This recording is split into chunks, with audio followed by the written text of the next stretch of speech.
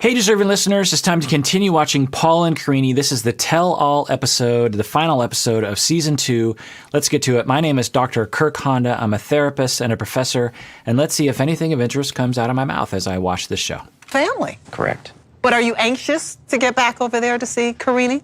Well, we have a baby on the way. If I can't get my residency approved in Brazil or her visa approved in America, then I won't be able to see the birth of the baby. That's going to be intense. But also, we do need to do a DNA test in regards to this. Paul, come on now. Karine, are you listening to what your husband is saying here? He wants the baby to have a DNA test to prove the baby is his and that you weren't cheating on him. Sério que você tá fazendo isso? Okay, interesting.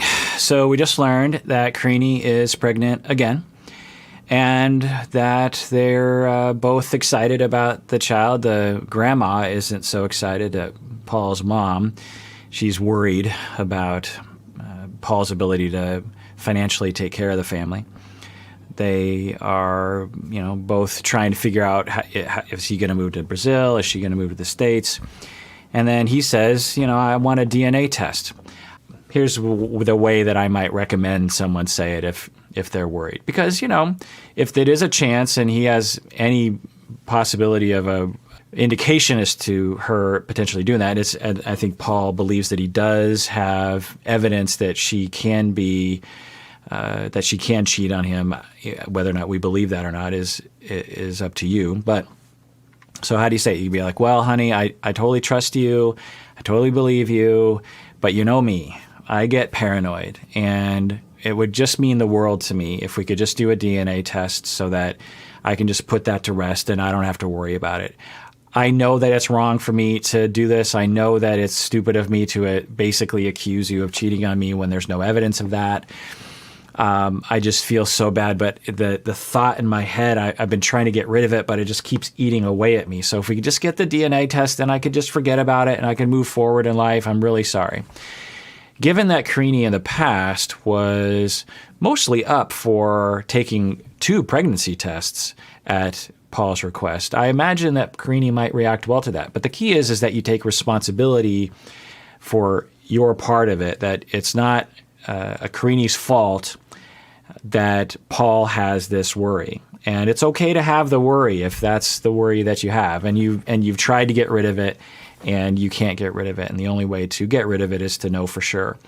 Now, other people might say, well, it's still crossing the line. I mean, what if every husband had that thought and every pregnancy, every mother had to go through that process just to prove, look, I'm not cheating on you? I don't know the answer to that, but I think that there's a way of approaching it. If you wanted to approach it, that would be non-harmful, or at least not as harmful than maybe the way that Paul did approach it. But I don't know exactly how. I don't know is this the first time he brought it up? I don't know. Let's continue watching. Oh. You have accused this woman of cheating on you more than a few times. You are sitting up here saying to me that there is a possibility that she is carrying a child that's not yours. Anything's possible. There were some messages on her phone. There were some things that I came across that definitely made me a little upset. Sometimes she would go out and she'd be gone all night, then come back the next day at like 6, 7, 8, 9, 10 o'clock in the morning. So I get a little bit concerned. Okay, so if that is true, which we don't know, then yeah, I mean, that would give you at least some concern. I don't know if that's a slam dunk evidence basis for accusing her, but it is generally accepted that if you're seeing messages on your spouse's phone that seem flirtatious, if your spouse is out all night and you can't really know for sure where they were, it doesn't usually indicate good things. But who knows? Maybe Karine will have an explanation. Maybe she'll say, I never stayed out all night, and Paul, you're lying. I don't know. Let's watch. Concerned. What did the messages say? There were some romantic and flirtatious messages on there. Karine, since you two have been married, have you been talking to any other men? Bom, as pessoas que eu converso moram super longe. Não tem a lógica de eu trair o Paul com uma pessoa que mora longe. E eu engravidar de uma pessoa que tá super longe. Então eu acho que o que o Paul fez agora tá me decepcionando bastante. Okay. So, according to Karini, her defense or her argument against what Paula is at least saying as a possibility of her cheating is these men are very far away. They don't live in Brazil, maybe, and thus it's illogical for Paul to be concerned about that. Now, I'm guessing that's not convincing to Paul. It isn't convincing to me. I'm not accusing Karini of doing anything, but there are ways of dispelling these kinds of worries that are perhaps more effective. So, because I'm guessing Paul is thinking, well, okay, sure, you were flirting with someone in France, and yeah, I don't think that you probably had sex with that dude because he's in France, but the fact that you're flirting with people all over the world, what's to say that as soon as I left Brazil, you weren't flirting with people in your hometown? I don't know that. And this is how trust erodes for people. If you've ever been through that, if you've seen flirtatious messages or even behavior in your spouse, it festers and you end up expanding on that, even though to the person doing the flirting, they might be like, look, I just like to flirt at parties. It's not that big of a deal. But the worry to the partners is, well, if that's what I'm seeing, what am I not seeing? We'll see how they navigate. Now, maybe Karini has more effective ways of trying to convince Paul that it doesn't indicate anything. But you notice she didn't deny that she was flirting with men on these messages, right? Karini, you okay? We'll say okay? Well, Paul, she's probably upset because you want the baby to have a DNA test. She's probably, really? Eu queria falar uma coisa. She wants to say something. Go ahead, Karini. Eu tomara que, tipo, não aprovem o meu visa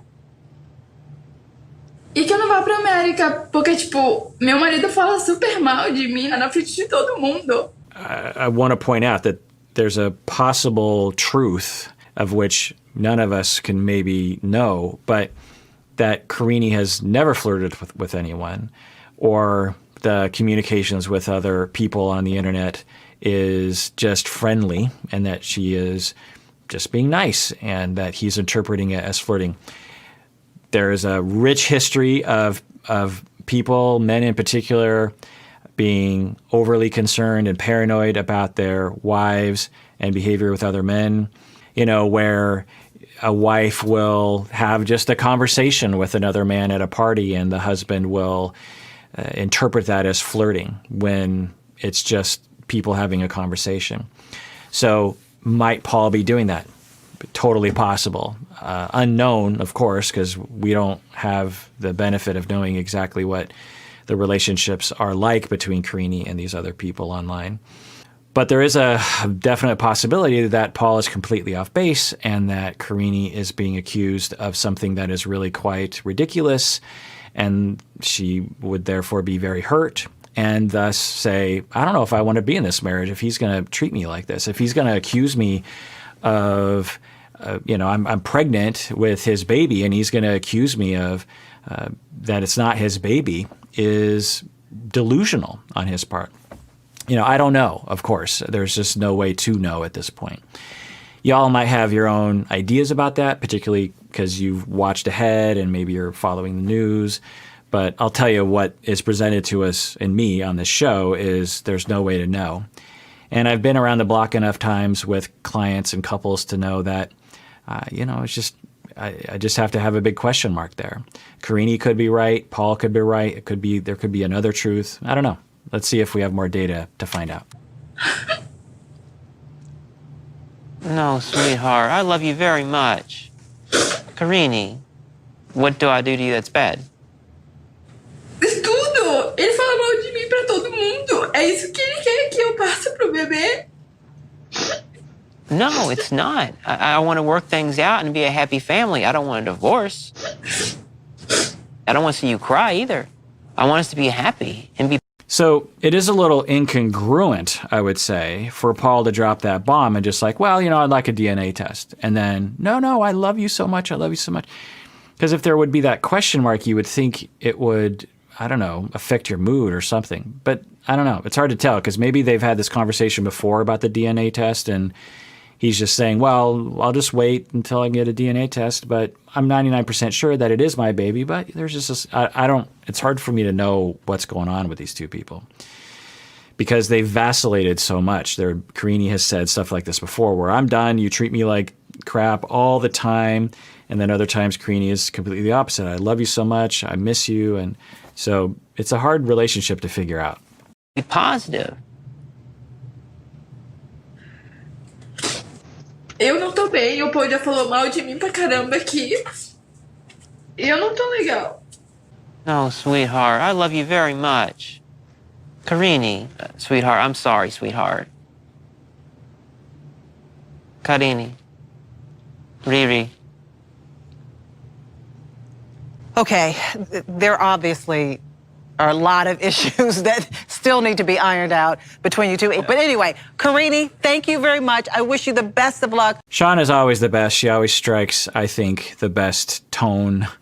She asks great questions, and she is in a difficult position because there are these very heavy moments, and then she manages to navigate the hosting of the show with a lot of grace.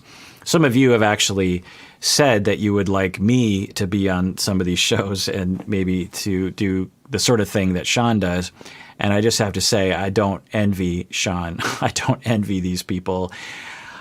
I get pretty nervous when I'm on camera. Right now, it's just I'm alone. I'm alone in a room. If I screw up, which I sometimes do, I can just edit out whole sections.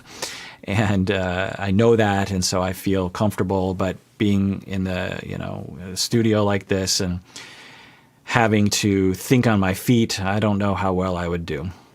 So I really respect Sean a lot for her grace under pressure.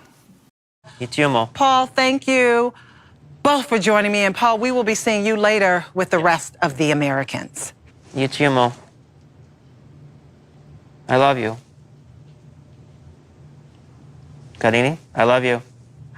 I don't think you're going to get an I love you right now, Paul. No. Maybe you'll get one later on. Okay, thank you so much for joining. Yeah, I mean, even a moment like that, like if I was Sean, I would just be going, yikes, get me out of here. Now, as a couples therapist, I don't yikes at all because I know my job, but this is not a therapist job. This is the job of someone that's trying to provide an entertaining hosting job. And if these two people were in my office, I have an hour and week to week the ability to explore these things without the pressure to somehow make it compelling television. It's another to want to marry someone that you have never touched physically. How is that possible? It's all in the mind. I think it's here. And technology today is of the sort where you can see the person as much as you want, So that. I think that's a fantastic answer. I don't know this fella's name because y'all haven't asked me to watch his story, but it's a great answer. It's all in the mind, and romance is in the mind. Romance, love is in the mind. Now, of course, and in the heart, and by heart, we also is a part of the mind in a sense, right? So a lot of us, how do you fall in love without being in the same room with each other? Well, it's all in the mind. Falling in love is about the mind. You can have long distance relationships and continue to be in love. Throughout history, there are people who fall in love over just writing letters back and forth. Love transcends the physical plane, if you will, in that way. And then he said, of course, and technology and voice chat and video conference makes us so that we can actually see each other often. So, it's a great answer. Now, for some people out there, you might be like, well, that seems weird to me. I've never had that happen before. Well, as an analogy, right now, during the pandemic, I'm doing all of my work online or on the phone. So all of my clients, all my supervisees, all my students, y'all that I'm talking to right now, it's all distance, not in person. And yet, I believe, and I've heard, and I've experienced a genuine connection with the people that I work with. So we all understand that you can have a genuine connection. You can cry, you can feel warmth over the video or over phone. You have to do particular things. Like when I'm in person as a therapist or as a professor, I have the ability to use my facial expressions to express certain things. And since I prefer phone and not video conference, I have to use my voice to convey that empathy. But once you kind of pay attention to that, it's doable. So in the same way, you can fall in love over the phone or over a video. It makes total sense to me. Now, having said that, as we see on the show and according to research, when you're not in person, you tend to really value the little bit of FaceTime that you have with your partner. And so people tend to be on their best behavior. And then once people actually do live in the same town for a while, then the conflicts start to arise. And we've certainly seen that happen on the show, where the relationship is completely idealized prior to meeting in person. It's the wonderful relationship. It's going to work out. We're already engaged. Then they meet up, and literally, as they're driving away from the airport, they're already at each other's throats. So that isn't to say that you can absolutely know well whether or not you're compatible with someone without being in person with them. But can you fall in love? Absolutely. I mean, catfishing. Let's just look at catfishing. There are people who fall in love with someone having never actually done even video chat with them. They're just looking at a picture and they're hearing a phone voice, or it's just texting. People have fallen in love over texting.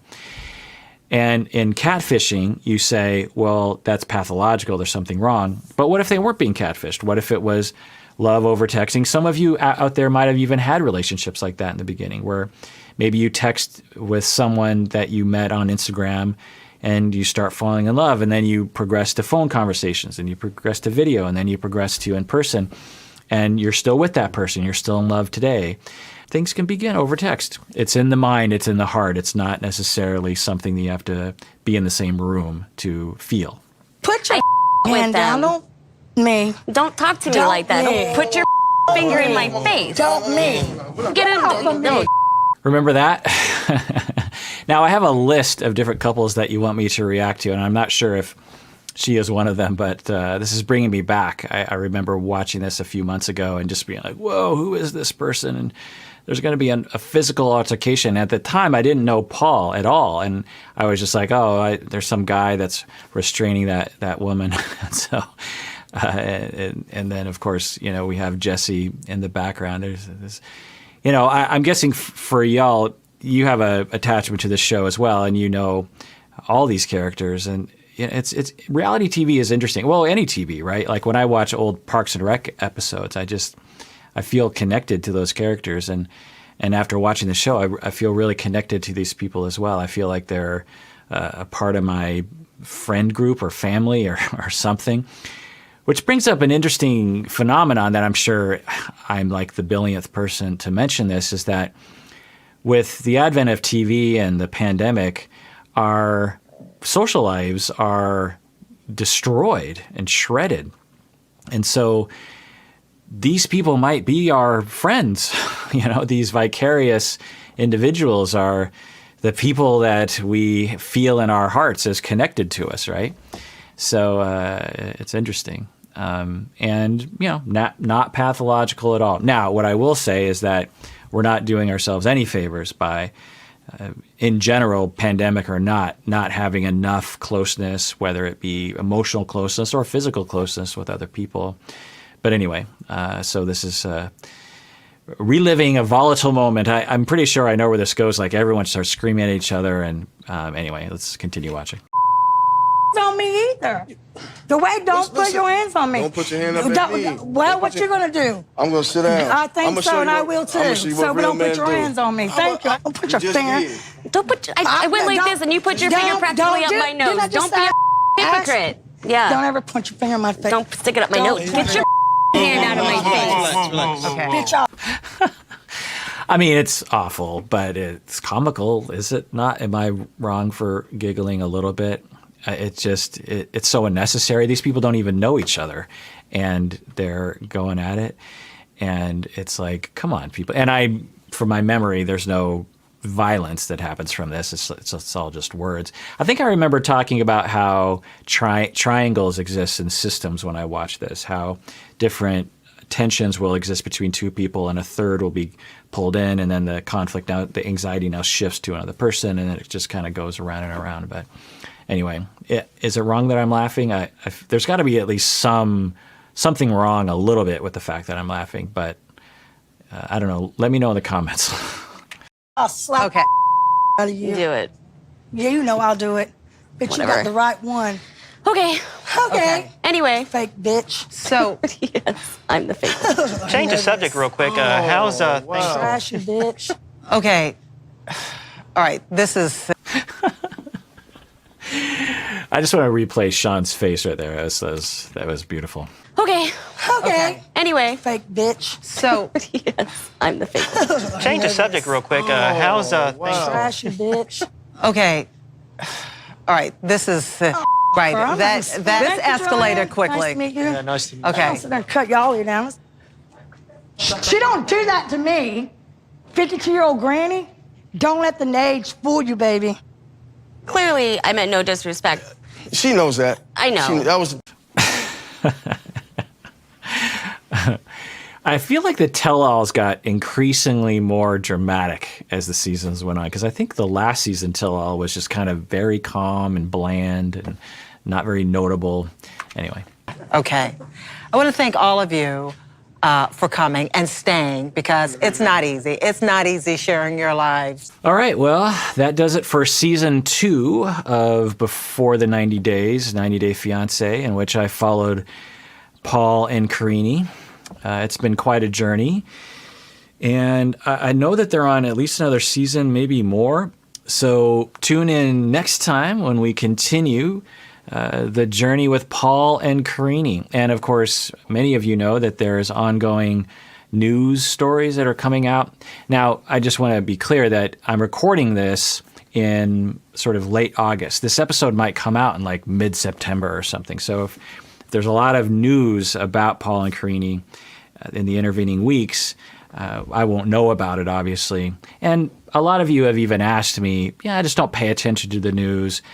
We watch these videos because we just want you to react to what's happening, and we understand that you're a therapist and you're not an investigator, and you're not here to take sides or to comment on these sort of outside dramas. So I'm following that directive from the majority of you. Anyway, it has been interesting. We have seen quite a bit in this season with Paul and Karine. Lots of very concerning things. Of course, they lost a child. That was very hard to watch, and I'm sure that they have a lot of continuing grief around that. And we're ending the season with basically Karine saying she doesn't want to be married to him anymore. She doesn't want to see him. So I guess we'll find out next time. And tune in next time when I continue with another season of 90 Day Fiancé. And please take care of yourself, because you deserve it. You really, really do.